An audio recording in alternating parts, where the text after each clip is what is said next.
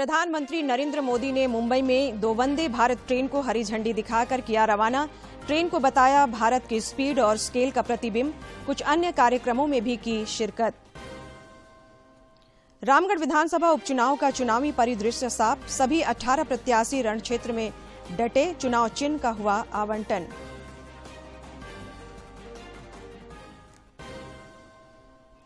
लोहरदगा में हथियार के साथ पीएलएफआई के 2 उग्रवादी गिरफ्तार। रांची में 15 लाख इनामी नक्सली कमांडर ने डाला हथियार।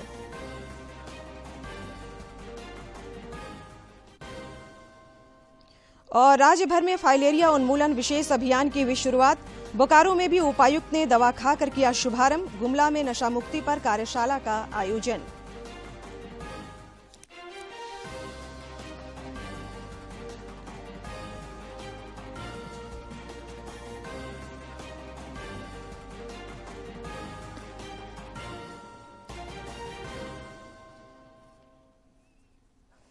नमस्कार, खबरें झारखंड में आपका स्वागत है। मैं हूं संध्या देमता और अब समाचार विस्तार से। प्रधानमंत्री नरेंद्र मोदी ने आज मुंबई में 2 वंदे भारत ट्रेन और कुछ अन्य विकास योजनाओं की सौगात दी।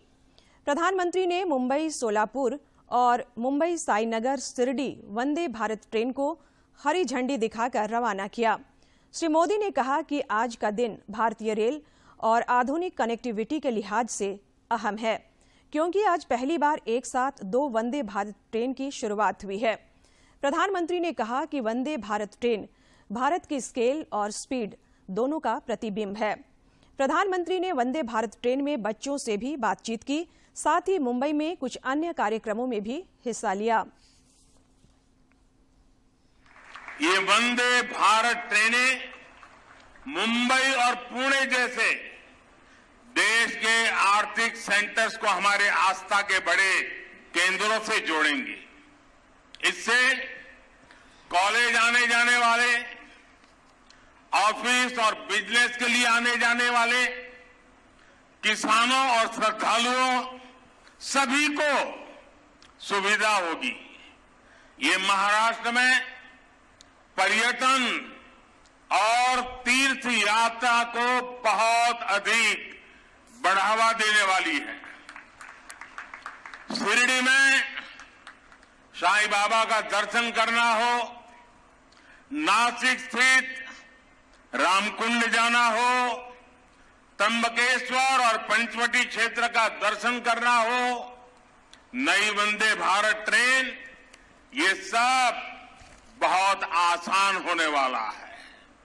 इसी प्रकार मुंबई सोलापुर वंदे भारत ट्रेन से पंढरपुर के विठ्ठल रखुमाई, सोलापुर के सिद्धेश्वर मंदिर, अक्कलकोट के स्वामी समर्थ या फिर आई तुलजा भवानी के दर्शन अब सबके लिए और सुलभ हो जाएंगे। और मुझे केंद्रीय वित्त मंत्री निर्मला सीतारमण ने आज लोकसभा में बजट पर हुई चर्चा का जवाब दिया। उन्होंने कहा कि बजट में कई सुधारकारी निर्णय लिए गए हैं। विभिन्न योजनाओं के जरिए रोजगार का सृजन होगा। बजट में सामाजिक सुरक्षा पर जोर दिया गया है। बजट में बुनियादी ढांचे के विकास पर भी बल दिया गया है। Therefore, by November-December of 2022, we were able to return to the realm of the tolerance band which the RBI defines, and therefore the CPI, the Consumer Price Index, came down to the below 6% level and therefore was within the tolerance band. Bhajpa के प्रदेश अध्यक्ष राज्यसभा सांसद दीपक प्रकाश ने आज सदन में झारखंड में खाद्य प्रसंस्करण उद्योग की स्थापना के संबंध में सवाल उठाया। उन्होंने पूछा कि विगत 3 सालों में खाद्य प्रसंस्करण के लिए किसान संपदा योजना के तहत कितनी राशि आवंटित की गई है। उनके सवाल के जवाब में खाद्य और प्रसंस्करण राज्य मंत्री प्रहलाद सिंह पटेल ने कहा कि मंत्रालय द्वारा जारी किए गए विज्ञापनों के उत्तर में झारखंड से खाद्य प्रसंस्करण सुविधाएं स्थापित करने के लिए कोई प्रस्ताव नहीं आया है। तीन बातें ही उनसे कहूंगा कि जो प्रायोरिटी सेक्टर है जिसमें ब्याज पर्याप्त रहता है, लेकिन उसके बाद भी लोन देने की व्यवस्था 2015 में शुरू हुई थी। उसके बाद में नाबार्ड को एक अवसर दिया गया जब मेगा फूड पार्क की स्कीम में पैसे की जरूरत पड़ी कि उनको लोन मिल सकता है। उसके लिए ये योजना है जो इसमें ब्याज की कमी है, यानी 6.75 अगर अभी ब्याज है तो मानकर चलिए कि 1.5% का ब्याज उसको मिलेगा। तीसरा जो लाभ वो ले सकते हैं वो क्रेडिट गारंटी ट्रस्ट फंड जो माइक्रो और स्मॉल इंडस्ट्रीज के लिए है, इसमें अगर कोई लोन लेना चाहता है तो उसको मदद मिल सकती है। जमशेदपुर सांसद विद्युत वरण महतो ने रेल मंत्री अश्विनी वैष्णव से मिलकर टाटा से हावड़ा स्टेशन के बीच वंदे भारत ट्रेन की सुविधा देने की मांग की है। उन्होंने रेल मंत्री से टाटा से पटना और पटना से भुवनेश्वर के बीच वंदे भारत ट्रेन सेवा शुरू करने का आग्रह किया। रेल मंत्री ने उनकी मांगों पर पहल का आश्वासन दिया है। इसके अलावा सांसद ने टाटा से बक्सर के बीच रेल सेवा प्रारंभ करने के बारे में अब तक हुए प्रगति के बारे में उनसे जानना चाहा। इस पर रेल मंत्री ने कहा कि इस दिशा में काफी कुछ काम किया जा चुका है। श्री महतो ने जुगसलाई क्रॉसिंग पर 1 फुट ओवरब्रिज बनाने का भी आग्रह किया, जिस पर रेल मंत्री ने इस पर अपनी सहमति जताते हुए दक्षिण पूर्व रेलवे के जीएम को निर्देशित किया। रामगढ़ विधानसभा उपचुनाव का चुनावी परिदृश्य आज नाम वापसी का अंतिम दिन बीतने के साथ ही साफ हो गया। किसी भी प्रत्याशी ने अपना नाम वापस नहीं लिया है और सभी के सभी 18 उम्मीदवार चुनावी रणक्षेत्र में जुटे हुए हैं। उम्मीदवारों के बीच आज चुनाव चिन्ह का आवंटन कर दिया गया, जिसके साथ कल से चुनाव प्रचार में तेजी आने की संभावना है। उपचुनाव के तय कार्यक्रमों के अनुसार आगामी 27 फरवरी को उपचुनाव के लिए मतदान होगा, जबकि वोटों की गिनती 2 मार्च को कराई जाएगी। चुनावी रणक्षेत्र में वैसे तो कई उम्मीदवार भाग्य आजमा रहे हैं, लेकिन मुख्य मुकाबला एनडीए और यूपीए समर्थित उम्मीदवारों के बीच तय माना जा रहा है। रामगढ़ विधानसभा उपचुनाव को लेकर राजनीतिक गलियारों में भी चहल पहल दिख रही है। झारखंड पार्टी के प्रधान महासचिव अशोक भगत ने कहा कि उनकी पार्टी पूरी मजबूती से चुनाव लड़ रही है। अगर सहमति बनती है तो हम लोग बहन जी को परिस्थितियों के बारे में बताएंगे और जो भी होगा वो आपको सूचित किया जाएगा। लिया जा रहा है, 3 दलों से बातचीत हो रही है। देखिए, भारतीय जनता पार्टी और कांग्रेस पार्टी दोनों एक दूसरे का। भाजपा विधायक दल के नेता और पूर्व मुख्यमंत्री बाबूलाल मरांडी ने नियोजन नीति के मुद्दे पर एक बार फिर सरकार पर निशाना साधा है। विधि सम्मत नियोजन नीति बनाइए। अगर सरकार कोई करप्शन के आरोप में फंसते हैं तो सुप्रीम कोर्ट से देखते हैं, बड़े महंगे वकीलों को ले आते हैं हाई कोर्ट में, सुप्रीम कोर्ट में बहस में लगाते हैं। तो मेरा कहना है उन सारे वकीलों को लाइए और विधि सम्मत जो हो नियोजन नीति आप ये झारखंड की धरती पर बनाइए और उसके लिए अब दूसरों का कंधे का इस्तेमाल मत करिए, फेंका-फेंकी मत करिए। कांग्रेस प्रदेश प्रभारी अविनाश पांडे आज देवघर पहुंचे, जहां एयरपोर्ट पर कार्यकर्ताओं ने गर्मजोशी से स्वागत किया। श्री पांडे ने बाबा मंदिर में पूजा अर्चना कर देश और राज्य की सुख समृद्धि की कामना की। उन्होंने कहा कि भारत जोड़ो यात्रा के सफल आयोजन के बाद अब कांग्रेस हाथ से हाथ जोड़ो यात्रा शुरू करने जा रही है।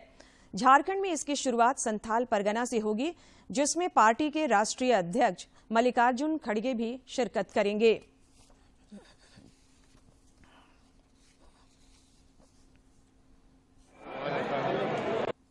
और साथ ही साथ झारखंड के विकास और यहाँ पे भाईचारा मजबूत करने के लिए और जिस संकल्प को लेकर माननीय राहुल गांधी जी कन्याकुमारी से कश्मीर तक पूरे देश को एक करने के लिए, लोगों को मजबूती और विश्वास दिलाने के लिए उन्हें यात्रा की है, उन्हें ईश्वर सफल करे और साथ ही साथ झारखंड में हमारे सभी आदिवासी भाई, हमारे कमजोर वर्ग, महिला, बच्चे, सबका भगवान कल्याण करे और आने वाले जनजातीय कार्य मंत्रालय द्वारा अनुसूचित क्षेत्रों के जिला कलेक्टरों और परियोजना अधिकारियों के लिए सुशासन पर आयोजित कार्यशाला का आज दिल्ली में शुभारंभ हुआ। इस कार्यशाला को जनजातीय मामलों के केंद्रीय मंत्री अर्जुन मुंडा ने भी संबोधित किया। श्री मुंडा ने कहा कि प्रधानमंत्री नरेंद्र मोदी के मार्गदर्शन में केंद्र सरकार ने सबका साथ, सबका विकास, सबका विश्वास और सबका प्रयास के मंत्र से सदियों से वंचित रहे गरीब, दलित, पिछड़े और आदिवासियों की आकांक्षाओं को पूरा करने का संकल्प लिया है। लोहरदगा जिले में तेजस्विनी परियोजना से संचालित योजनाओं का वर्ल्ड बैंक की टीम द्वारा जायजा लिया गया। टीम के सदस्यों ने विभिन्न क्षेत्रों में चल रहे प्रशिक्षण योजना का निरीक्षण किया तथा प्रशिक्षुओं के साथ बातचीत की।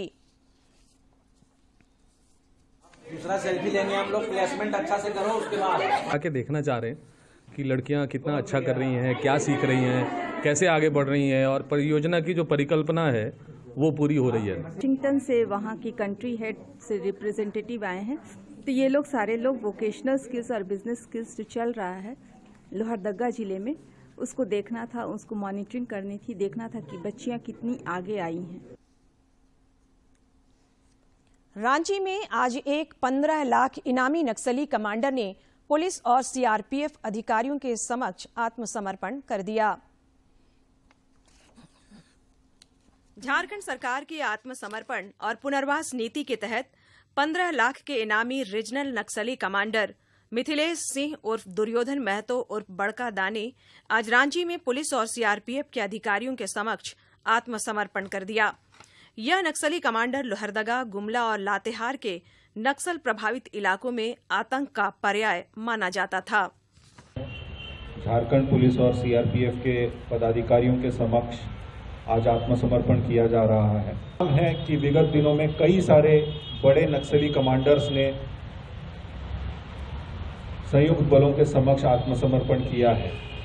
नक्सलवाद के खिलाफ लड़ाई में पुलिस इसे एक बड़ी उपलब्धि के रूप में देख रही है। आईजी अभियान एवी होमकर ने बताया कि नक्सली संगठनों में व्याप्त शोषण और झारखंड सरकार के आत्मसमर्पण और पुनर्वास नीति से प्रभावित होकर बड़ी संख्या में नक्सली आत्मसमर्पण कर रहे हैं। उन्होंने कहा कि सरकार की नीति के प्रचार प्रसार के लिए पुलिस नक्सलियों के घर तक पहुंच रही है। ऑल एनकम्पासिंग तरीके की जो आत्मसमर्पण नीति है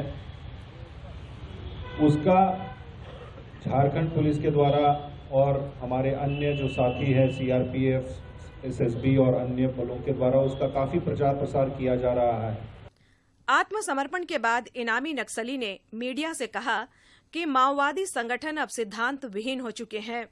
आत्मसमर्पण किया है और झारखंड सरकार की जो आत्मसमर्पण नीति का जो सिद्धांत है उसी को मानते हुए किया। केंद्र और राज्य सरकारों की कोशिश है कि समाज की मुख्य धारा से भटक चुके नक्सलियों की घर वापसी हो। इस दिशा में सरकार की आत्मसमर्पण और पुनर्वास नीति के बेहतर नतीजे देखने को मिल रहे हैं। रांची से अवधेश गौतम की रिपोर्ट। हत्या, लूट, लेवी, आगजनी और बमबारी जैसे मामलों में वांछित पीएलएफआई के 2 हार्डकोर उग्रवादियों को लोहरदगा पुलिस ने गिरफ्तार किया है। इनके पास से एक देसी पिस्टल, एक कट्टा और मोटरसाइकिल समेत 2 नोटबुक बरामद किए गए हैं।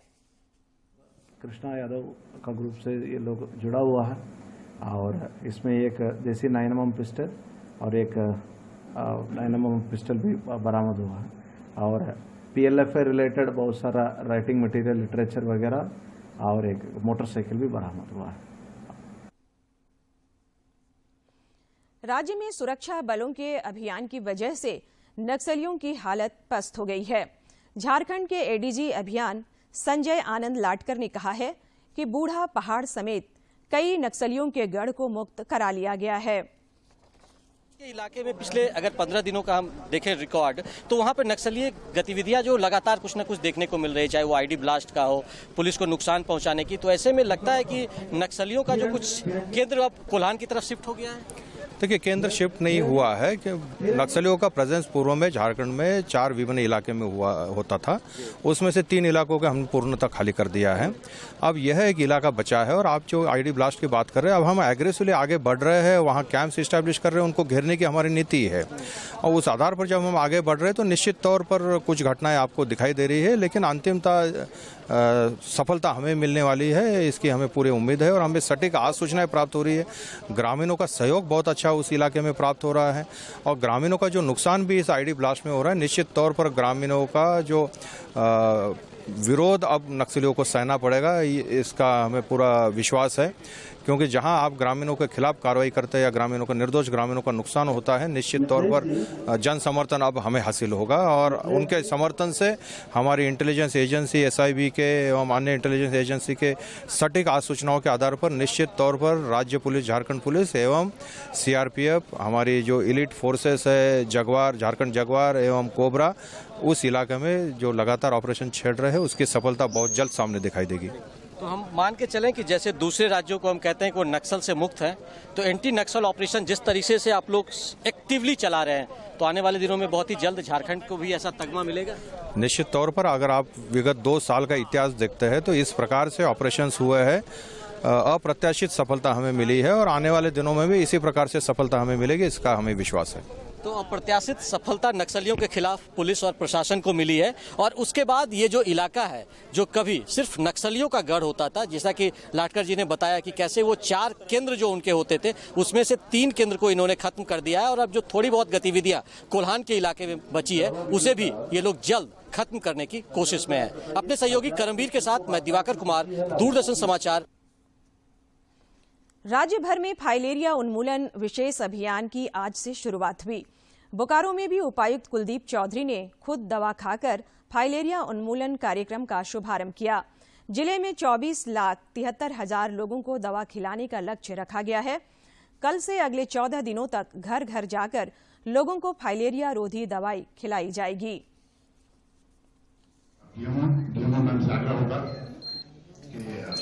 धन्यवाद ज्ञापन दवाई खिलाइए, धन्यवाद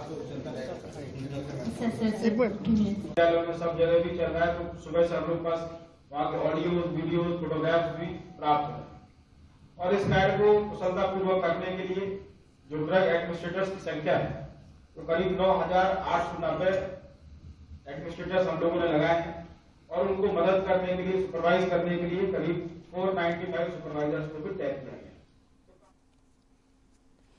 गुमला में सदर थाना पुलिस क्लब भवन में नशा से मुक्ति अभियान रिहाई पर कार्यशाला का आयोजन हुआ। साथ ही नशा मुक्ति जागरूकता रथ को झंडे दिखाकर रवाना किया गया। गुमला में नशा से मुक्ति अभियान रिहाई पर आयोजित कार्यशाला को संबोधित करते हुए पुलिस अधीक्षक एहतेशाम वकारिब ने उपस्थित लोगों को बताया कि इस कार्यक्रम का नाम रिहाई रखा गया है ताकि नशे में गिरफ्त लोगों को नशा से मुक्ति मिले। उन्होंने इस अभियान की सफलता के लिए सामूहिक प्रयास पर बल दिया। हर गली मोहल्ले में ये बात को फैलाएंगे, इस कैंपेन को अपने शहर स्तर से, जिला स्तर से गांव-गांव तक पहुंचेगा और लोगों में जो प्रॉब्लम्स है नशे का, उससे दूरी होगी। नशे के कारण बहुत सारे अपराध हो रहे हैं, रोड एक्सीडेंट्स हो रहे हैं, तो नशा जो जड़ है इसी को खत्म करने के लिए रिहाई, नशे की गिरफ्त से रिहाई का कैंपेन की शुरुआत की। विशेष अतिथि के रूप में उपस्थित गुमला के अनुमंडल पदाधिकारी रवि जैन ने कहा कि नशे के दुष्परिणाम से युवाओं को विशेष तौर पर जागरूक किया जाना चाहिए ताकि वे इस दलदल में ना फंसे। इशू बाद में आता है, नशा के बाद वो नहीं आएगा, तो ये बहुत ही अच्छा इनिशिएटिव है कि ये प्रिवेंटिव अप्रोच है, ना कि क्यूरेटिव। कार्यशाला को संबोधित करते हुए चैम्बर ऑफ कॉमर्स के दिनेश अग्रवाल ने कहा कि नशा मनुष्य के लिए हर तरह से नुकसानदायक है, इसलिए इससे बचना चाहिए। बच्चे इस चीज को नहीं समझते हैं कि एनवायरमेंटल का कुप्रभाव बहुत लंबे समय तक चलता है। कार्यशाला के बाद पुलिस अधीक्षक एहतेशाम वकारिब और अनुमंडल पदाधिकारी रवि जैन ने नशा मुक्ति जागरूकता रथ को झंडी दिखाकर रवाना किया। यह जागरूकता रथ शहर के विभिन्न गली मोहल्लों में घूम कर लोगों को नशा से दूर रहने के लिए प्रेरित करेगा। गुमला से बलदेव प्रसाद शर्मा की रिपोर्ट। मनी लॉन्ड्रिंग मामले के आरोप में जेल में बंद निलंबित IAS पूजा सिंघल को उच्चतम न्यायालय से बड़ी राहत मिली है। शीर्ष अदालत ने पूजा सिंघल को 2 महीनों की अंतरिम जमानत दे दी है। पूर्व में भी उन्हें अदालत ने 1 महीने की अंतरिम जमानत दी थी। इधर झारखंड उच्च न्यायालय में देवघर के उपायुक्त मंजूनाथ भजंत्री को चुनाव कार्य से हटाए जाने के चुनाव आयोग के आदेश को चुनौती देने वाली याचिका पर सुनवाई हुई। सुनवाई के दौरान अदालत ने चुनाव आयोग से 4 सप्ताह के अंदर जवाब मांगा है। झारखंड मुक्ति मोर्चा के अध्यक्ष और पूर्व मुख्यमंत्री शिबू सोरेन की हालत स्थिर बताई जा रही है। स्वास्थ्य बिगड़ने पर उन्हें रांची के एक निजी अस्पताल में कल भर्ती कराया गया था। मुख्यमंत्री हेमंत सोरेन समेत कई नेताओं ने उनसे मुलाकात कर उनका हालचाल जाना। आज भी कई लोग अस्पताल पहुंचे। रांची के राजभवन उद्यान का आज भी कई लोगों ने परिभ्रमण तथा परिदर्शन किया। उद्यान आज तक के लिए आगंतुकों के लिए खुला था। उद्यान भ्रमण का आखिरी दिन होने की वजह से बड़ी संख्या में राजभवन परिसर में लोगों की मौजूदगी दिखी और लोगों ने दिलचस्पी के साथ उद्यान का भ्रमण किया। राज्यपाल के निर्देश पर पिछले 31 जनवरी से यह उद्यान आम लोगों के लिए खुला हुआ था। तीसरे खेलो इंडिया विंटर गेम्स आज से जम्मू कश्मीर के बारामूला जिले के गुलमर्ग में शुरू हो गए। केंद्रीय युवा कार्य और खेल मंत्री अनुराग सिंह ठाकुर ने खेलों का उद्घाटन किया और इस मौके पर 40 खेलो इंडिया केंद्रों का ई-लॉन्च भी हुआ। 5 दिन तक 11 गेम्स में पार्टिसिपेट करने के लिए खेलो इंडिया विंटर गेम्स में यहां पर आए हैं। मैं सभी खिलाड़ियों का बहुत बहुत स्वागत और एक बार फिर बहुत बहुत अभिनंदन करता हूं।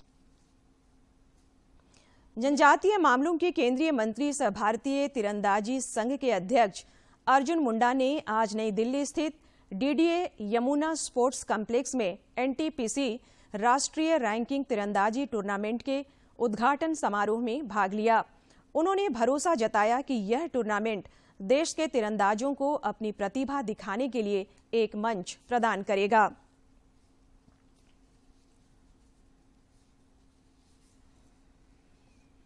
पांचवीं खेलो इंडिया यूथ गेम्स की महिला हॉकी का खिताब झारखंड ने जीत लिया है। झारखंड की बालिका हॉकी टीम ने फाइनल में मध्य प्रदेश को पेनाल्टी में 4-3 से पराजित कर स्वर्ण पदक जीता। टीम की इस उपलब्धि पर कई राजनेताओं और खेल प्रशंसकों ने झारखंड की बेटियों को शाबाशी दी।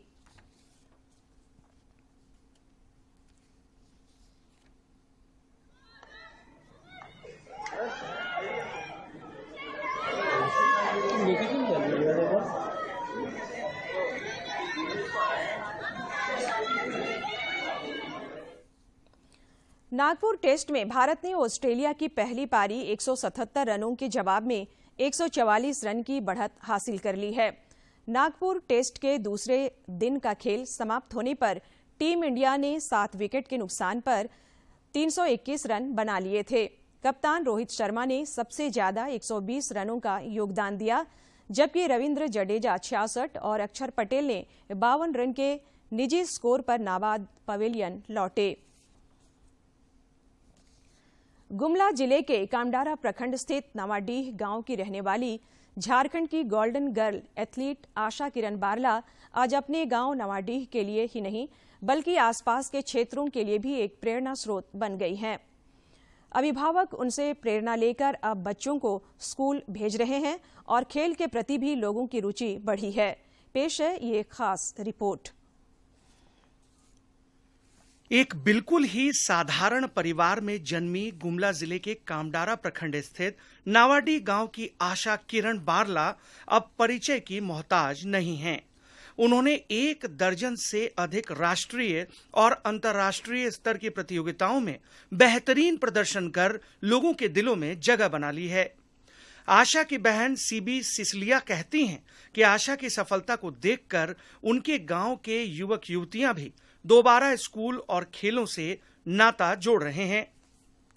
मन आजकल आशा कर बहन हर मन से सब 5 बजे कूदे जाओ था, दौड़े जा रहा पूरा रोड में तो पूरा नदी किनारे से आके घूमत रहे। इवन अच्छा बनाऊंगा फॉलोअर आशा जैसन अच्छा बनाऊंगा। तीर्था बारला और सीमा बारला उसी स्कूल में पढ़ती हैं जहां आशा किरण पढ़ा करती थीं।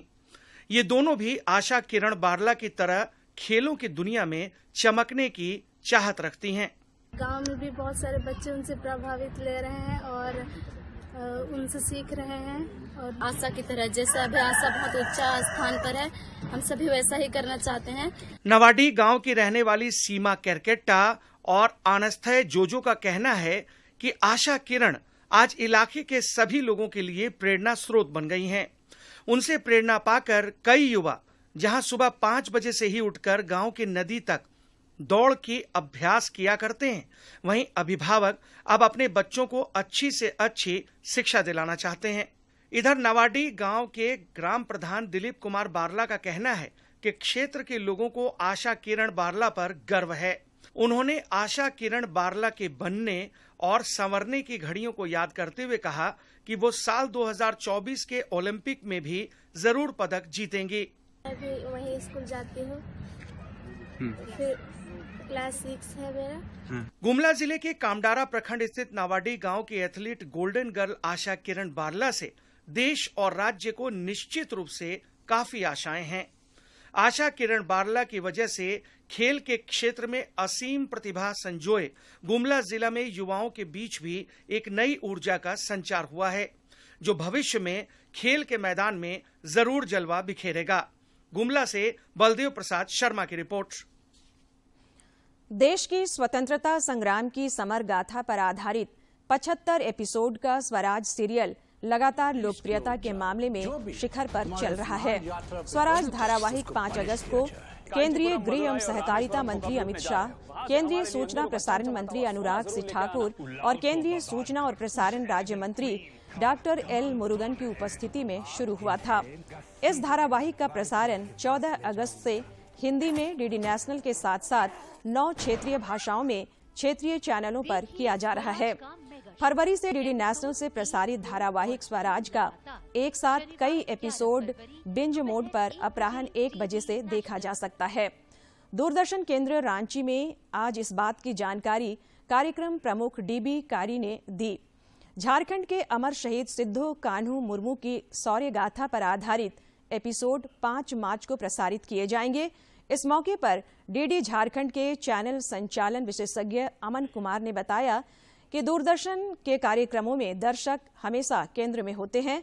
उनके मनोरंजन और ज्ञान वर्धन के लिए हमारे कार्यक्रम समर्पित हैं। प्रेस वार्ता के दौरान कार्यक्रम अधिशासी सुधीर कुमार और गोविंद कुमार झा भी मौजूद थे।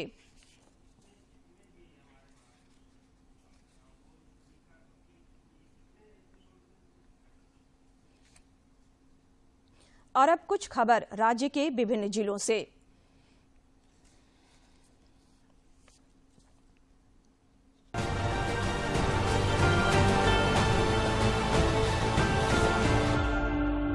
रामगढ़ उपायुक्त ने एमडीए अंतर्गत 10 फरवरी से 25 फरवरी तक चलने वाले फाइलेरिया उन्मूलन अभियान का सदर अस्पताल रामगढ़ से शुभारंभ किया।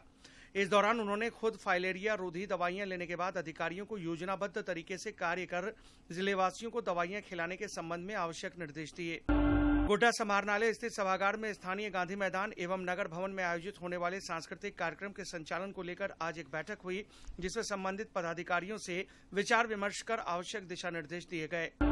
रांची के एटकी थाना क्षेत्र में हत्या और रोड रोलर को जला देने के मामले में पुलिस ने एक आरोपी को गिरफ्तार किया है, जिसके पास से एक देसी पिस्टल, कारतूस और एक मोबाइल फोन जब्त किया गया है। पुलिस ने बताया कि यह हत्या वर्चस्व को लेकर की गई थी। सांसद निशिकांत दुबे ने एक वीडियो साझा कर कहा कि शिवरात्रि की तैयारियां ठीक चल रही हैं। ऐतिहासिक यात्रा होगी। देश के नामी पत्रकार, विदेशी राजनयिक, दूसरे राज्यों के प्रशासनिक पदाधिकारी और कलाकारों से सजी यह यात्रा होगी। और अब अंत में मुख्य समाचार एक बार